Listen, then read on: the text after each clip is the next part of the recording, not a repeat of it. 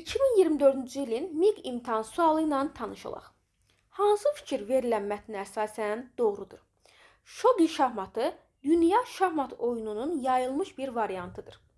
Bu oyun Özbəkistanın milli şahmat növü olaraq tanınır və orada çox sevilir.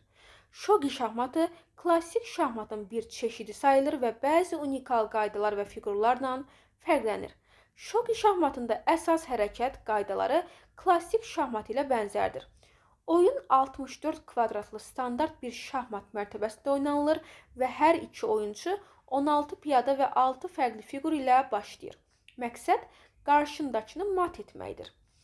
Fərqlər isə əsasən shogi şahmatının fərqli fiqurlar və taktik qaydalar ilə oynanmasında görünür. Shogi şahmatı Özbək mədəniyyətinin və tarixinin önəmli bir hissəsidir və orada birləşdirici bir ictimai və mədəni etkinlikdir. Shogi şahmatı oynamaq üçün müxtəlif yaş qrupları arasında məşhurluq bəsləyir və geniş bir tərəfdar cəmiyyəti tərəfindən məşhur sayılır. Shogi şahmatı strateji və zəka üçün mükəmməl bir təlim məkanı olaraq tanınır və həm təhsil, eyni zamanda ictimai təşviqat proqramlarında geniş şəkildə təmin olunur.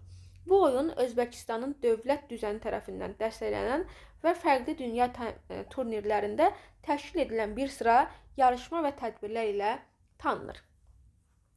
Ada deyir ki, shogi şahmatı dəyişkən bir şahmat mərtəbəsində oynanılır.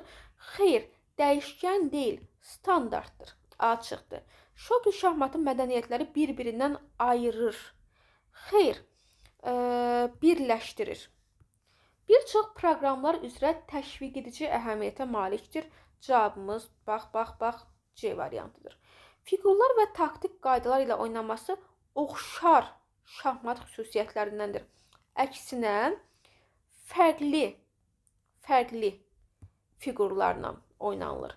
Oyun 64 tərəfli şahmat mərtəbəsində deyil. Oyun 4 tərəfli, amma 64 kvadratlı 1, 2, 3, 4, 5, 6, 7, 8. Burada da həmçinin 8-in 8-ə 64 kvadrat var, amma 4 dənə tərəf var deyə cavabımız Y olaraq da səhv olacaq.